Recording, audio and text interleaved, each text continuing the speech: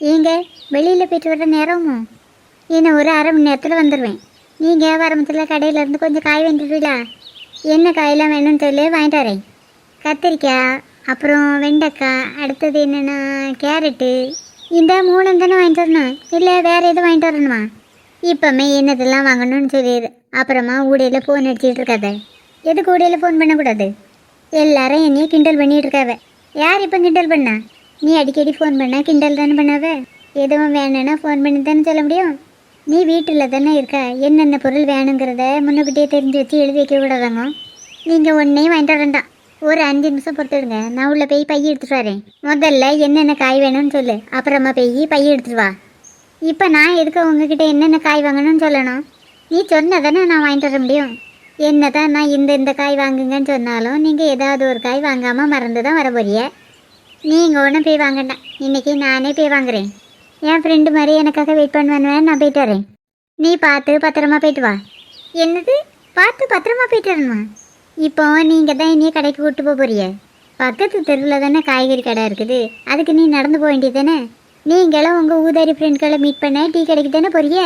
அது எதுக்கு வண்டியில் போகணும், நடந்தே போக வேண்டியது தானே. சரி வா, காய்கறி கடையில் கொண்டு போய் விடுதேன். இப்போ அங்கே ஒன்று என்ன முதல்ல கூப்பிட்டு போண்டான். வேறு எங்கே போகணுமா? சூப்பர் மார்க்கெட்டுக்கு கூப்பிட்டு போங்க. இப்போ அங்கே எதுக்கு போகணும்? அங்கேயும் எனக்கு நிறைய ஜாமான் வாங்கிட்டு இருக்குது. அங்கே இப்போ உனக்கு என்னது வாங்கணும்?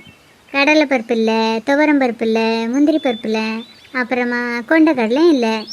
உன் வாயில் இல்லைங்கிற வார்த்தை தான் இருக்கும், இருக்குன்னு ஒரு வார்த்தையும் வராதோ.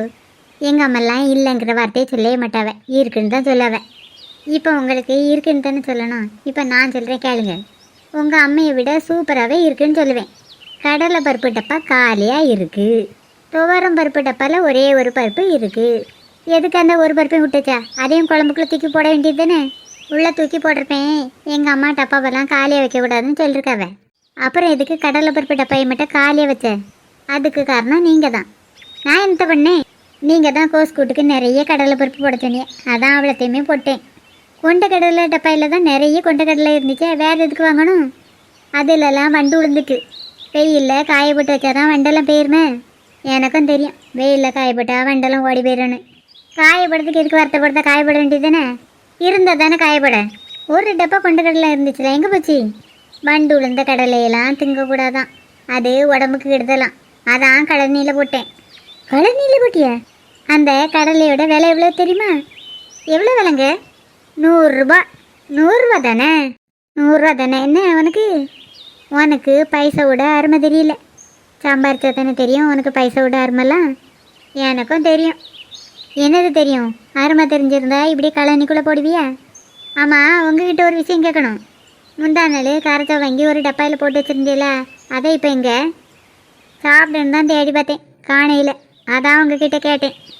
அந்த டப்பாக்குள்ளே பாச்சம் விழுந்துட்டு, அதான் அவ்வளோத்தையும் குப்பையில் கொட்டிட்டேன்.